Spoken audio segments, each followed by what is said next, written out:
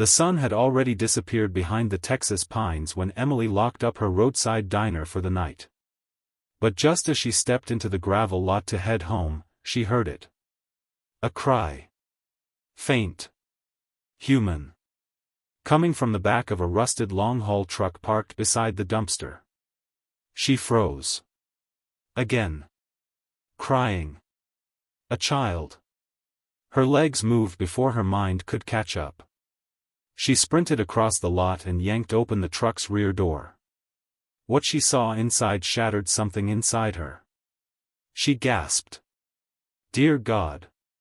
She would never forget the face staring back at her, or the note pinned to the blanket beside it. Emily Turner, 42, ran a small diner off I-20 in East Texas. She wasn't rich, not even close. She made honest money serving tired truckers, linemen, and old-timers who still believed in tipping a waitress with a handshake and a story. Emily was known for two things, her homemade peach pie, and the fact that she never turned away anyone who needed help. It had been a long Tuesday. Rain. Late shipments. A grill fire. She was finally locking up when she heard that sound. A child's cry. Barely audible. But unmistakable. She followed it to a semi parked across the gravel lot.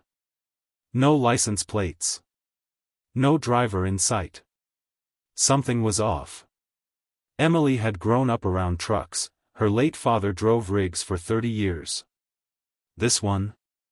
It felt wrong. She climbed onto the rear step and pulled the latch. It creaked open. Inside was dim. Cold. A baby blanket, a few juice boxes, and a car seat balanced on crates. In it, a boy. Maybe 3 years old. Tear-streaked, shivering, and clutching a plush giraffe. His name is Jace. I can't protect him anymore. Please, don't call the cops. Just give him a chance. Emily's knees buckled. Who would abandon a child like this? She scooped him into her arms and whispered, You're safe now, baby.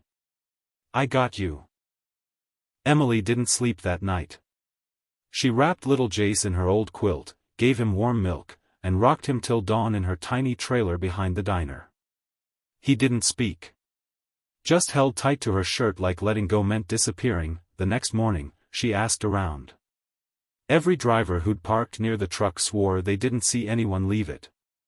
One guy, Billy Ray, a regular, said he'd seen a woman crying behind the wheel the day before, but she sped off before he could say a word. Emily searched the truck again. This time she found a photo. A woman, maybe late 20s, holding Jace at a birthday party. A man stood behind them, but his face had been torn out of the picture. On the back, in the same handwriting. He hurt us. Please don't let him find Jace. Emily's heart dropped. This wasn't just abandonment. It was escape. A last resort. Someone had risked everything to save this boy. By noon, rumors spread. A child abandoned in a truck? It didn't take long before Child Protective Services came knocking. But Emily did something she never thought she'd do, she refused to let them take him. I don't know who he belongs to, she said, trembling, but I know this, he's safer with me right now than with any system. What she didn't know was, Jace's father was already looking for him, and he had money. Power. And secrets that had buried 2 other women before. 2 days later, a black Escalade rolled into the parking lot.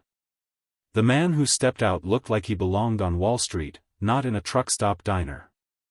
Tailored suit. Rolex. Cold eyes that scanned everything like a hawk. He introduced himself as Connor Blake, CEO of BlakeTech Logistics, one of the biggest freight companies in the country. I'm here about my son, he said calmly. Emily didn't flinch. She stood between him and Jace like a lioness guarding her cub. You mean the boy left crying in a truck with no food? The one whose mother begged someone, anyone, to protect him from you? Connor's jaw tightened. You don't understand. My wife, she's mentally unstable. She took him and disappeared. I've been looking for him for weeks. Emily crossed her arms. Then why'd she run scared? He stepped closer. I'm warning you. Return him, or... The door swung open. Sheriff Talbot, who'd known Emily since high school, walked in. He'd been digging quietly since Emily called him the night Jace was found. We ran your name, Blake, Talbot said. Funny. 2 domestic complaints. Sealed court files. 1 missing woman. Her name was Eliza. Sound familiar? Connor paled. Talbot turned to Emily. He's not getting near that boy again. Connor lunged, but 2 deputies were already there. In seconds, he was in cuffs, shouting about lawyers and lies. Emily hugged Jace tight, whispering, "No one's ever going to hurt you again.